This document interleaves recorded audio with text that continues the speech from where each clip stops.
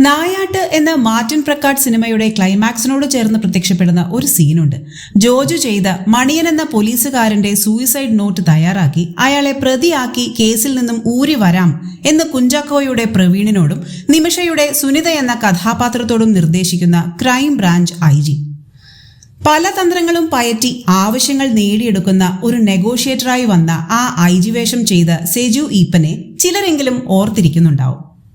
Berger പെയിന്റ്സിൽ deputy general മാനേജറായി ജോലി ചെയ്തുകൊണ്ടിരിക്കുന്ന സെജുവിനെ Martin Prakkat തന്നെയാണ് ആ സിനിമയിലേക്ക് കാസ്റ്റ് ചെയ്യുന്നത്. സെജു ഈപ്പൻ വളരെ കൺവിൻസിംഗ് ആയി തന്നെ സംഗതി അഭിനയിച്ച് ഫലിപ്പിച്ചു.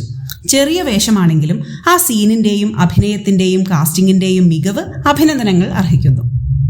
ഇനി ഓഫീസർ ഓൺ ഡ്യൂട്ടി എന്ന ചിത്രത്തിലെ വില്ലൻ ഗാങ്ങിലേക്ക് വരുമ്പോഴും ഏകദേശം ഇതേ മികവ് തന്നെയാണ് ചിത്രത്തിൽ നമുക്ക് കാണാൻ സാധിക്കുന്നത്. ടിപ്പിക്കൽ വില്ലൻ വേഷങ്ങളിൽ നിന്നും മാറിയ ഒരു കാസ്റ്റിംഗ് സിനിമയുടെ ഗ്രാഫിനെ വല്ലാതെ എലിവേറ്റ് ചെയ്തിട്ടുമുണ്ട്.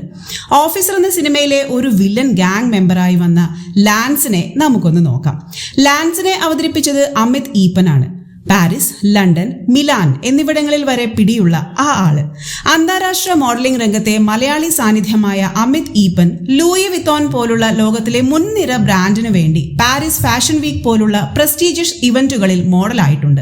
ഇന്റർനാഷണൽ മോഡലിംഗ് രംഗത്തെ ലീഡിംഗ് ഏജൻസിയായ IMG മോഡൽസ് ആണ് അമിത്തിന്റെ വിദേശ അസൈൻമെന്റ്സ് മാനേജ് ചെയ്യുന്നത് എന്ന് പറയുമ്പോൾ തന്നെ നമുക്ക് ഊഹിക്കാമല്ലോ ഈ ആളുടെ ഒരു റേഞ്ച്.